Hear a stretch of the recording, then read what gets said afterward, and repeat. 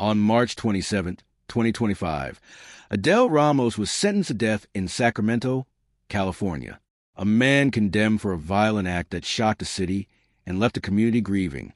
But this moment, the sentence, is only the last part of a long, painful story.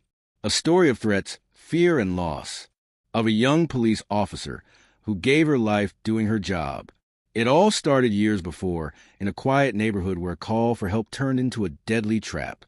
A man's anger exploded into gunfire, and a standoff that tested everyone involved. In this video, you will hear the full story, from the tense moments before the shooting to the hours of chaos, to the courtroom where justice was served. This is the story of Adel Ramos and the night that changed everything. Adel Ramos was born in 1974 in the Philippines. His childhood was far from easy. He never finished high school. By his early teens, he was already working hard just to get by. Life was a constant struggle, and survival meant doing whatever he could to protect his family. As a young man, Adel made a choice to leave his home country. He wanted something better, a chance to build a life where his brothers could be safe away from harm and abuse. He came to California with hope. At first, things seemed to go well.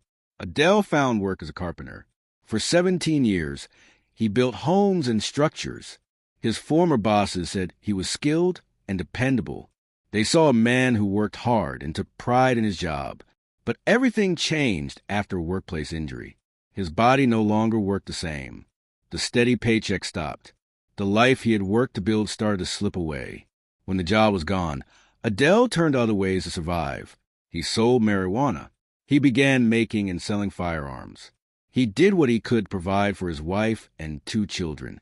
Behind this image of a man trying to care for his family was a darker side. The man who once built homes now lived with anger and pain. He had a history of violence, especially toward the women closest to him. His relationship with Megan Yansa was unstable. There were fights. There were threats. Sometimes, fear filled the space between them. Megan would later tell police about the moments when Adel's anger became terrifying. She described nights filled with shouting, threats, and weapons. This was the world they lived in, a world where love and fear mixed, and safety was never guaranteed. The night of June 18, 2019, was filled with tension. Adel Ramos and Megan Yansa were driving on the freeway when an argument broke out. Voices rose. Words were sharp and filled with pain. Megan later said that in one moment, she told Adel she could crash the car, end it all. But instead of stopping, Adel's anger took over. Without hesitation, he grabbed the steering wheel, trying to force the car off the road. It was a moment of fear that would soon be replaced by something far worse. When they got home, the situation only got darker. Adel's rage became harder to control. Megan told police that he stormed into the backyard, then came back with a shovel. Without warning, he slammed it down on the kitchen table. He said, "It's to bury you after I kill you."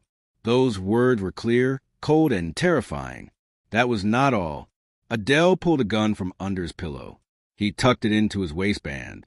He grabbed an axe and a homemade pipe bomb. The threats were no longer just words. They were real and deadly. He told Megan if she ever called the police for help, the bullets would find her. His warning left no doubt.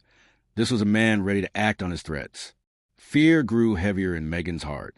She knew she had to get away. The next day, June 19th at 5:40 p.m., she found a way out. She escaped and called the police. When the officers arrived, it seemed like just another domestic call, a routine request to escort a woman back to collect her belongings. But they didn't know what waited for them behind those doors. When the officers arrived at the house, they found the front door locked tight. No one answered their calls. The house was sealed from the inside. They tried to open it, but couldn't get in. The main entrance was shut, so they looked around. There was a detached garage at the back, where Megan said she needed to get some belongings. Among the officers was Tara O'Sullivan. She was only 26 years old, a rookie still new to the job, but she was ready. She and 4 others made a plan. First, check the garage. Make sure it was safe. Then, let Megan go inside to get her things. The officers moved carefully. They spoke clearly into their radios. over the body cameras. Their voices sounded calm but serious. Police department. They said, "Adel, police department, you're not under arrest. You're not in trouble." But Adel Ramos was hiding inside the house, and he was ready. Suddenly, gunfire broke out. Shots rang out without warning. Terror was hit almost right away. The scene became chaos. The windows were blacked out. Doors were barricaded from inside. Through the walls, the officers later found small openings, murder holes. Cut to let Ramos shoot without being seen. Gunfire came and went for hours. Every time the officers tried to get close to Tara, more bullets stopped them. They couldn't reach her. They couldn't pull her to safety. The tension grew. The officers called for backup. Armored trucks rolled in. SWAT teams arrived in full gear, shields ready. A police helicopter hovered above, shining lights down on the house. All the while, Tara lay there, seriously injured. Nearly an hour passed before anyone could get to her. This was a moment of heartbreak and fear. A young officer, hurt and alone, trapped in a fight she didn't ask for. The hours stretched on as the standoff continued. Shots were fired from inside the house at irregular times. The police couldn't find a way to talk to Adel Ramos. Every attempt to reach him was met with silence or more gunfire.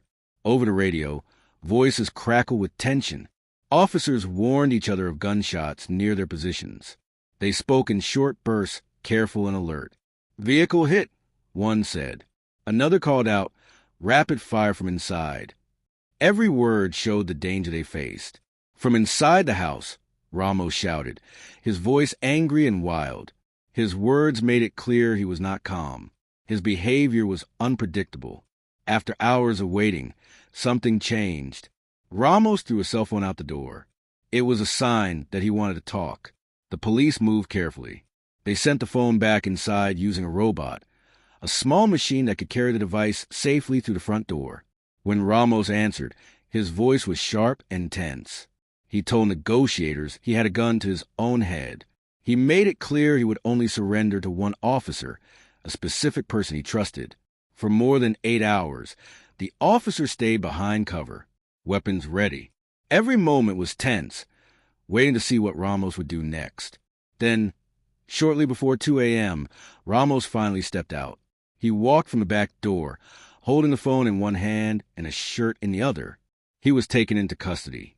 The standoff was over, but the scars it left on the officers, the community, and the family of Tara O'Sullivan would last forever. Officer Tara O'Sullivan was rushed to the hospital after the shooting, but despite the best efforts of doctors and nurses, she did not survive. Her death marked a painful moment. The first time in more than 20 years that Sacramento lost an officer in the line of duty. The news hit the police department hard. Colleagues, friends, and strangers felt the weight of loss. A brave young woman who had just started her career was gone. Grief spread through the community like a shadow. The streets felt quieter. The badge she wore became a symbol of sacrifice. At the court hearing, Tara's mother, Kelly, sat quietly in the front row. She did not say a word, but the sorrow she carried filled the room.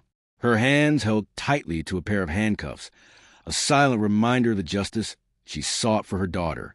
Outside the courtroom and across the city, people gathered to remember Tara. Memorials were held. Candles were lit. Officers stood together in silence, honoring her memory. The loss was more than just a name in a report. It was a young life taken too soon, a family left with a hole that nothing could fill. Before that night in 2019, Adel Ramos had a history that showed warning signs. Back in 2004, and again in 2007, his wife filed for protection from him. The court saw the danger and put restraining orders in place. Each time, Adel was ordered to give up his firearms. But those orders didn't last forever. After a while, the restrictions expired and the weapons came back. His behavior did not stop at home. Neighbors watched as his anger grew. They heard him shout racial slurs. They saw him threaten a family nearby, chasing children with knives while they played outside. The fear in that neighborhood was real and lasting. Just months before the shooting in 2018, Adel was charged with battering a young girl inside his home. By then, he had turned his house into a fortress. Cameras watched every corner of his property. Inside, police would later find a large number of guns and hundreds of bullets. Some of the weapons were changed to fire faster and hold more rounds than the law allowed. All of this was a clear sign. He was preparing for something serious and violent. These pieces of his past gave a warning, but no one could stop what happened next. In 2021, Adel Ramos faced serious charges: capital murder and attempted murder. The case was set to decide not only his guilt, but also his fate. In 2023, Ramos pleaded guilty to the crimes. This moved the trial to the penalty phase, the moment when the jury would choose between life in prison or death. The prosecutors did not hold back. They played the body camera footage from that night. The jurors heard the sound of gunfire and Tara's struggling breath. They saw Adel's angry and confused words from inside the house. The lead prosecutor spoke to the jury with a simple but powerful message: stand up for Tara. On the other side, the defense asked for mercy. They painted a picture of a man shaped by hardship. Ramos grew up in a violent home. At just 5 years old, he saw his father die. He carried the pain of that day with him. His lawyer told the jury about his mental health struggles and long battle with drug addiction. They asked the jury to think beyond the crime, to see the man behind the moment. In November 2024, the first jury could not agree. They were split, unable to decide if Ramos should live or die. But when a second jury took over the case, their decision was quick. Just 2 days after closing arguments in March 2025, Ramos was sentenced to death. In the courtroom, silence filled the air as the sentence was read. Kelly, Tara's mother, sat quietly in the front row. Her hands gripped a pair of handcuffs tightly, a small, heavy symbol of the justice she hoped for. When the verdict was announced, she rose and embraced the prosecution team. No words were spoken, but the hug carried everything: sorrow, relief, and the weight of loss. Outside the courtroom, officers stood together with family and friends. The silence between them was deep and full of meaning. No one needed to say much. The pain was understood. Adel Ramos now joins nearly 600 others on California's death row. Yet, the state has not carried out an execution since 2006. For those sentenced to death here, years, often decades, stretch ahead before any chance of an execution. Most spend 18 to 22 years waiting. Some never see that day. As of now, no execution date has been set for Ramos. His sentence is final, but the wait continues. This story is more than a verdict or a number on a list. It is about lives forever changed. A brave officer taken too soon, a family broken, a community left to heal. Justice was served, but justice has its own time. If this story moved you, please like this video. Share your thoughts in the comments below. And subscribe to our channel for more stories that matter. Stories that remind us why every life counts.